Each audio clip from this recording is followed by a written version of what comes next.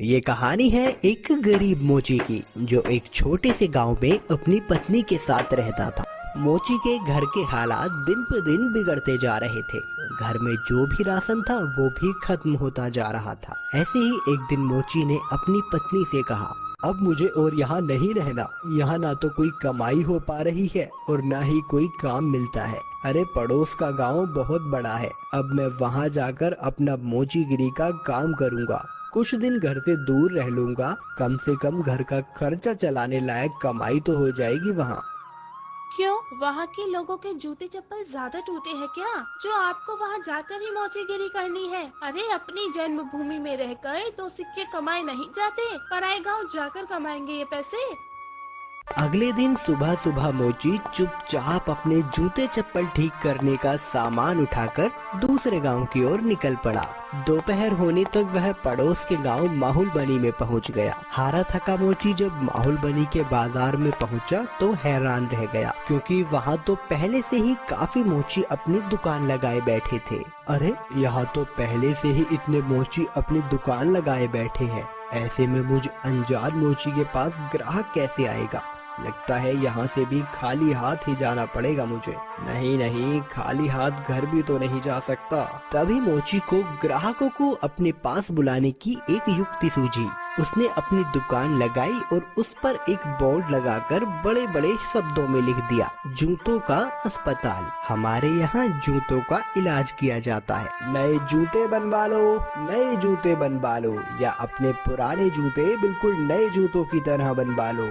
लोगों ने जब ये सब देखा तो उन्हें कुछ नया देखने को मिला। नए जूते बनवा लो, नए जूते बनवा लो, या अपने पुराने जूते बिल्कुल नए जूतों की तरह बनवा लो। जूतों का अस्पताल?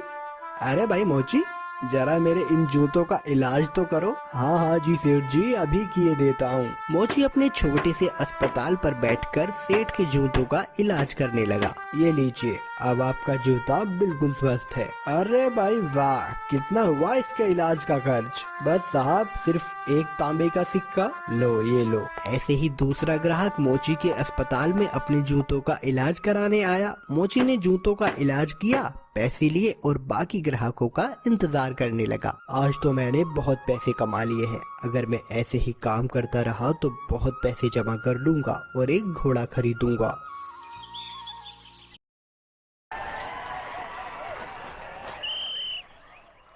पहले रील बना लो बना लो बना लो।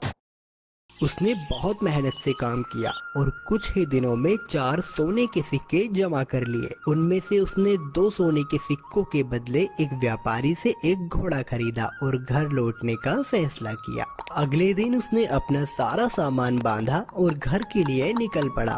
अपने रास्ते में उसे एक घने जंगल से गुजरना पड़ा, जहां उसने डाकुओं का एक झुंड देखा। हे भगवान, ये तो डकैत लगते हैं। ये डकैत मेरा सारा पैसा ले जाएंगे और मैं एक बार फिर से गरीब बन जाऊंगा। अब मैं क्या करूं? मोची बहुत चतुर था। उसने हिम्मत नहीं हारी और उसने एक योजना बनाई। उसने एक सोने का सिक्का घोड़े के गले में बांध दिया और आगे चला। चोरों ने उसे पकड़ लिया।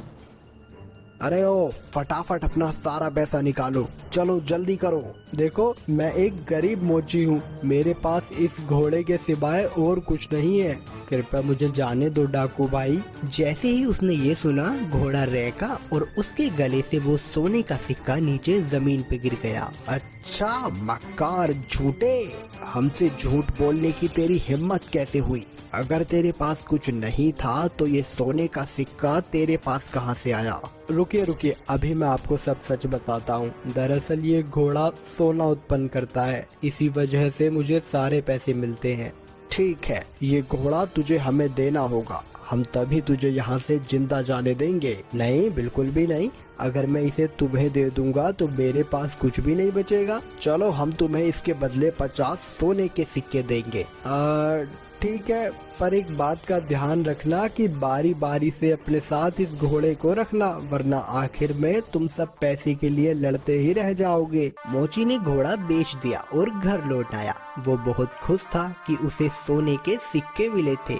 इस पैसे से उसने अपने ही गांव में थोड़ी सी जमीन खरीदी। इस बीच डकैत भी घोड़े को लेकर अपने अड्डे पर पहुंच गए। वहां डकैतों के सरदार ने अपने आदमियों से कहा, इस गिरोह का सरगना होने के नाते इस घोड़े को सबसे पहले मैं रखूंगा। उन सब ने अपने सरदार की बात मानी और उस रात सरदार अपने अड्डे पर उस घोड़े के साथ सोया। अगली सुबह जब वो उठा तो उसने देखा कि वहां अस्तबल में कुछ भी नहीं था।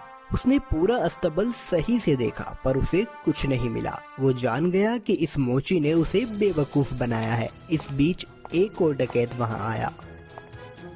सरदार, आपको सोना मिला? हमें भी बताइए कि कितने सोने के सिक्के घोड़े ने उत्पन्न किए। तुम खुद ही ये पता लगा लोगे जब आज रात तुम खुद ही इस घोड़े को रखोगे। सरदार ने किसी से कुछ नहीं कहा क्योंकि वह अपने आप को बेवकूफ साबित नहीं होने देना चाहता था। एक एक करके सभी डकैतों ने घोड़े को अपने साथ रखा पर उनमें से किसी को कुछ नहीं मिला। वे सब समझ गए कि उन्हें बेवकूफ बनाया गया है। उस मोची ने हमें